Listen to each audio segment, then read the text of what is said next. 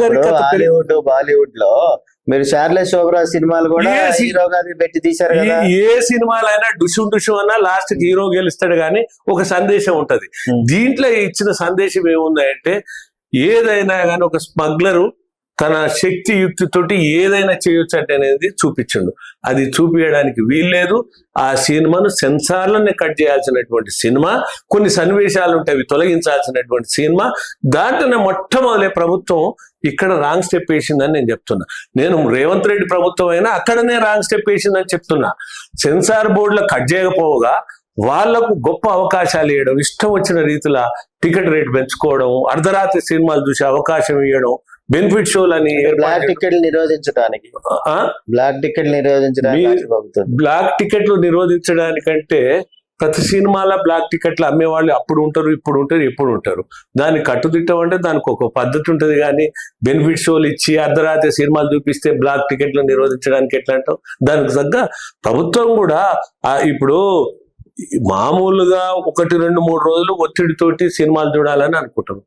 మీరు బెనిఫిట్ షోకి అనుమతి ఇచ్చినప్పుడు ఆ క్రమంలో మీరు ఆ రకమైనటువంటి రక్షణ కూడా చెప్పేదానికి అనుబంధంగానే డిస్టర్బ్ చేయట్లేదు. ఎగ్జిబిటర్స్ నిన్న ప్రెస్ మీట్ పెట్టి సినిమా వర్గం నుంచి ఒక వ్యవస్థ ఏదైతే రేవంత్ రెడ్డి గారు అసెంబ్లీలో ప్రకటించారో బెనిఫిట్ షోలు ఇక నుంచి ఇవ్వమనేది, దానికి మద్దతు తెలిపారు. మంచి ఆలోచన, మంచి ప్రపోజల్. ఇక నెక్స్ట్ నుంచి బెనిఫిట్ షోలు వల్ల ఆపటం వల్ల ఉపయోగం, అది ఇవ్వాల్సిన అవసరం లేదు మాకు అనేది వాళ్ళు ప్రకటించారు. అయితే వాళ్ళు చెప్పిన దాంట్లో కూడా ఏమర్థం ఉందంటే అసలు చిన్న సినిమా అయినా పెద్ద సినిమా అయినా, పెద్ద నిర్మాత అయినా చిన్న నిర్మాత అయినా, నిర్మాత ఈజ్ నిర్మాత, సినిమా ఈజ్ సినిమా. కానీ ఇక్కడ ఏమైతుందంటే మనము ఇది ఒక తెలుగులో 3 సామెత ఉంది, పిర్రలున్నోనికే పీటలు వేస్తాయని అంటారు చూడు. అట్లనే ఈ ప్రభుత్వాలు కూడా ఈ పెద్ద సినిమాల పేరు మీద పెద్ద నిర్మాతలను ప్రోత్సహించడం వల్ల సరైన సినిమాలు, మంచి సినిమాలు ప్రజలకు వెళ్ళలేకపోతున్నాయి.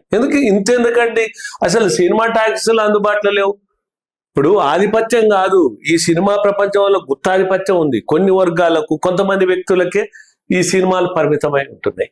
మరి అటువంటి క్రమంలో ఈ మిగతా ఇప్పుడు నిర్మాతలు, చిన్న నిర్మాతలు 1 కోటి, 2 కోట్లు, 3 కోట్లు తీసినటువంటి మంచి సినిమాలు తీసిన నిర్మాతలు కూడా వారి సందేశాన్ని, వాళ్ళ సినిమాలను సమాజానికి అందేయలేనటువంటి దుస్థితి, పరిస్థితి ఈనాడు నెలకొన్నది. దాన్ని మార్పు తీసుకురాకపోగా ఏదైతే అత్యధిక డబ్బు వెచ్చించి సినిమాలకు, ఈ విధంగా అది సందేశం లేని సినిమాలకు ఈ రకంగా ప్రోత్సహించడం అనేది ప్రభుత్వం యొక్క ఘోర తప్పిదం మొదటిది. ఈ సినిమా 2లా అందుకనే నేను చెప్తున్నా ఏంటంటే ఈ పుష్ప 2లా ఒక హీరో అల్లు అర్జున్దే కాదు, వీళ్ళందరిది కూడా ప్రభుత్వంతో సహా అందరూ భాగస్వామ్యం ఉన్నారు.